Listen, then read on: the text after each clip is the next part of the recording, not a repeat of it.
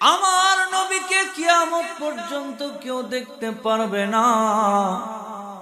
আমার নবীকে কেউ কোনোদিন দেখে নাই। আমার নবীকে কিয়ামত পর্যন্ত কেউ দেখতে পারবে না। আমার নবীকে আসমানের ফেরেশতারা পর্যন্ত কোনোদিন দেখে নাই, দেখতে পারবে না। এ বন্ধু, খুব মনোযোগ, খুব মনোযোগ। আমার নবীকে পৃথিবীর বুকে কেউ দেখতে পারে নাই, দেখতে পারবে না। সাহাবীরা পারে নাই, তাবিঈনরা পারে নাই, কেউ বলতে কেউ পারে নাই। আমার নবীকে কোনোদিন দেখা যায় না, আমার নবীকে কেউ কোনোদিন দেখতে পারবে না। এই বন্ধু, মনোযোগ, মনোযোগ, মনোযোগ। বাংলাদেশের নয়, সারা পৃথিবীর বুকে আমার আলোচনাটা ঘুরবে নেটের মাধ্যমে। আপনারা পারলে আমার আলোচনা থেকে একটু ভুল ধরে দেখাবেন। খুব মনোযোগ আলেম সমাজেরা। আমার আলোচনা সম্পূর্ণ শেষ না হওয়া পর্যন্ত হুট করে আপনি মন্তব্য করবেন না। সম্মানিত ভাইয়েরা, আপনারা হুদাহুদি মন্তব্য করবেন না। আগে সরাসরি আলোচনাটা বুঝবেন, তারপরে মন্তব্য করবেন। পৃথিবীর বুকে বলতেছিলাম, আমার নবীকে কেউ কোনোদিন দেখতে পারবে না, দেখে নাই। আর কোনদিন কিয়ামত পর্যন্ত আমার নবীকে কেউ দেখতে পারবে না।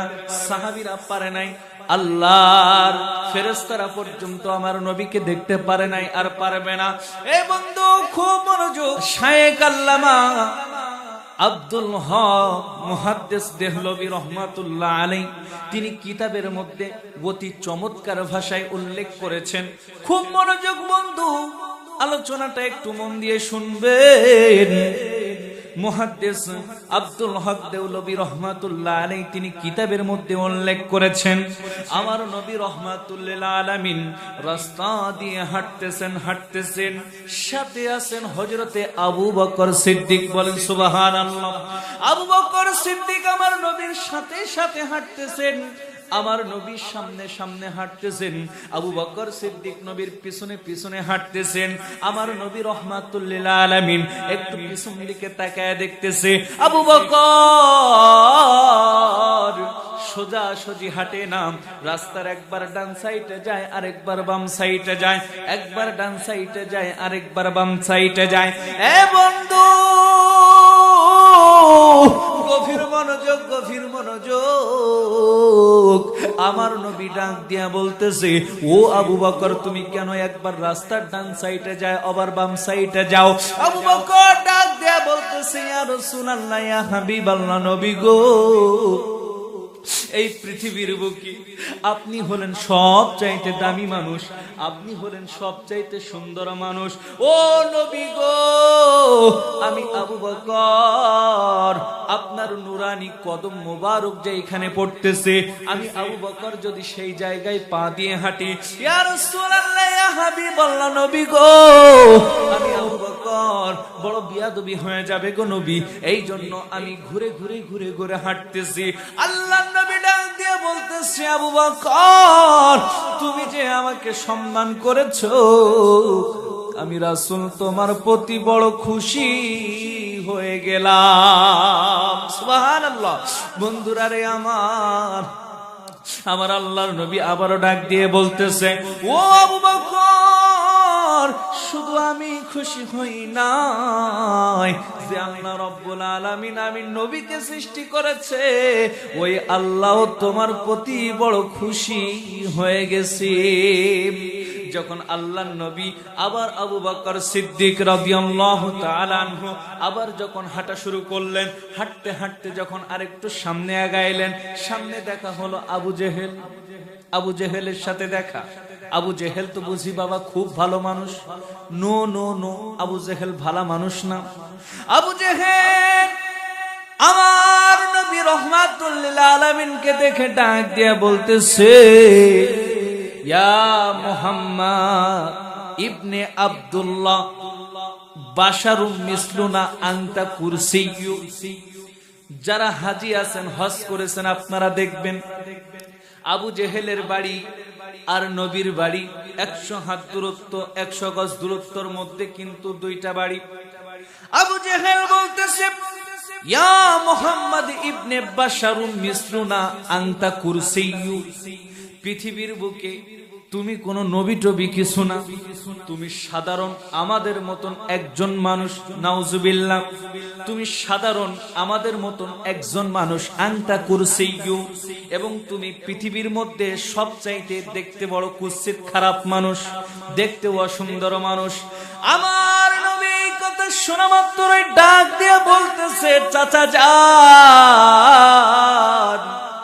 আপনি ঠিক কথা বলেছেন। সুবহানাল্লাহ। দেখেন দেখেন দেখেন আমার নবীর চরিত্র কেমন। আল্লাহ রাব্বুল আলামিন আবার কোরআনুল কারীমের মধ্যে কি বলতেছেন, লাকাদ কানা লাকুম ফি রাসূলিল্লাহি উসওয়াতুন হাসানাহ।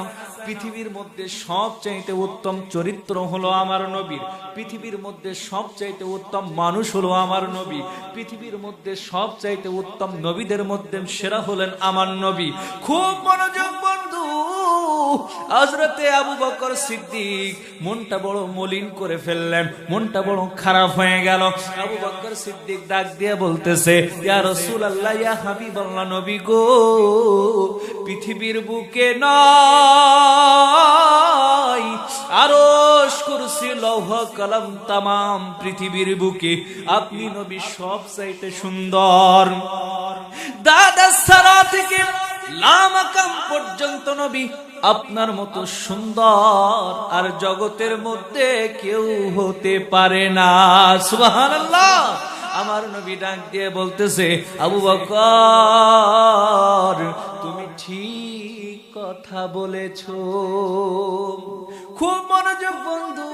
আবু জেহেল বলেছে, মুহাম্মদ, তুমি পৃথিবীর বুকে সবচাইতে বড় কুৎসিত মানুষ। আবু বকর বলতেছে, নবী গো, আপনি হলেন পৃথিবীর মধ্যে সবচাইতে সুন্দর মানুষ। এখানে পার্থক্য, দুইটা কথা দুই রকম, কিন্তু এখানে দুইটা কথা ঠিক হতে পারে না। এখান থেকে একটা কথা ঠিক হবে, হযরতে আবু বকর সিদ্দিকের কথাটা ঠিক হবে, অন্য কথা ঠিক হবে না। খুব মনোযোগ বন্ধু। আল্লাহর নবী সাল্লাল্লাহু আলাইহি ওয়াসাল্লাম বলতেছেন, আবু বকর, তুমি ঠিক কথা বলেছ। খুব মনোযোগ বন্ধুরা আমার।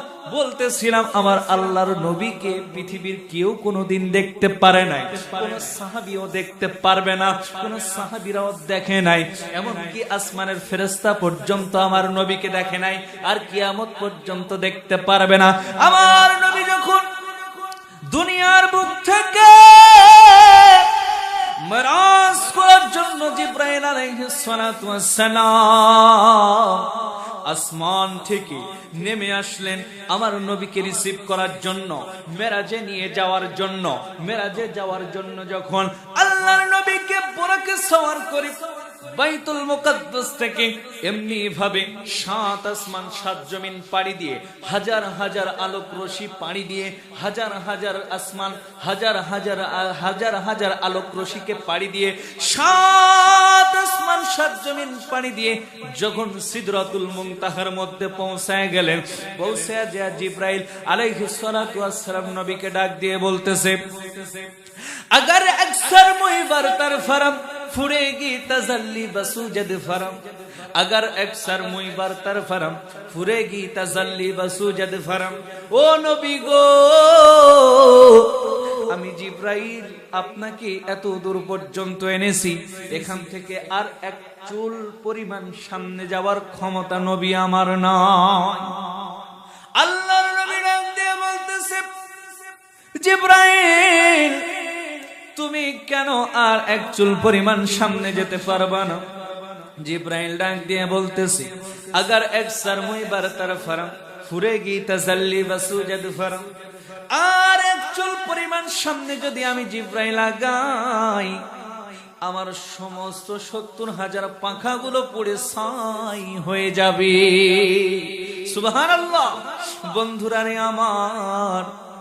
আমার নবী ডাক দিয়ে বলতেছে, জিবরাইল, 7 আসমান 7 জমিন আমাকে নিয়ে তুমি পানি ধরেছো, হাজার হাজার আলোক রশ্মিকে অতিক্রম করেছো, নূরকে অতিক্রম করে তুমি আজকে এই সিদরাতুল মুনতাহা পর্যন্ত আমাকে এনেছো, আর এক চুল পরিমাণ যেতে পারবা না কেন? খুব মনোযোগ বন্ধুরা আমার হাতে দেখতেছেন একটা, এটা কি? তার, এই তারের মধ্যে কারেন্ট আছে নিবাজান, এই তারের মধ্যে কিন্তু কারেন্ট আছে, কিন্তু আমাকে শর্ট করলো না কেন?